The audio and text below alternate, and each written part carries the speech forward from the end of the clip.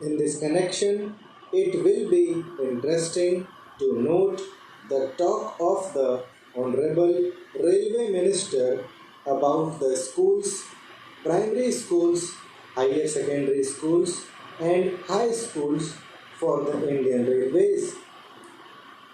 If you examine the previous speech of the Railway Minister and also the working report of the Railway Board, you will find that the same figure is repeated every year.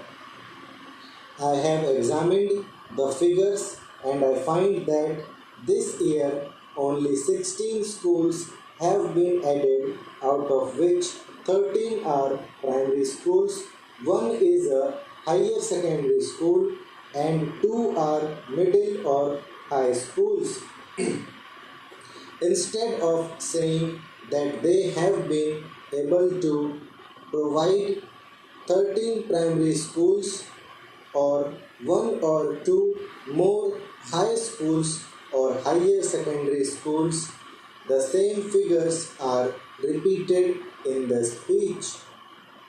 Although the Railway Board has all along been saying that education is the responsibility of the state and therefore the Railway Board does not own this responsibility, I would like to remind the Railway Minister about the agreement reached between the National Federation of Railwaymen and the Railway Board in the year 1955, according to which the Railway Board undertook to provide primary schools for the education of the children of railway employees. Sir, as I told you earlier, I had to say many things on the floor of this house, but I will conclude with only one or two more observations. I will first deal with the labor relations on the Indian Railways. I slightly differ from my honorable friend when he quoted me as saying that the permanent negotiating machinery has completely failed. It is a fact that this machinery is not functioning satisfactorily. At certain places, it has failed. There is no doubt about it.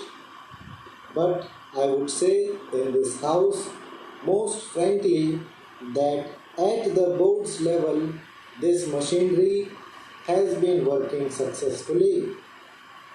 But this is not the position so far as the zonal railways are concerned. I do not say that in all the zonal railways it is so, but in certain zonal railways and in most of the divisions of these railways it has failed. I was expecting that the railway minister would examine the working of this machinery in all the railways. What is the greatest defect in this machinery? This machinery suffers to the extent that at the board level, if there is difference of opinion between the railway board and the railway labor, no arbitration machinery is provided to settle the disputes.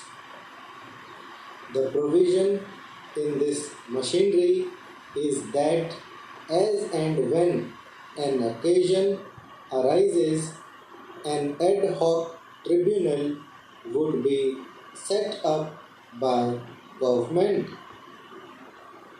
So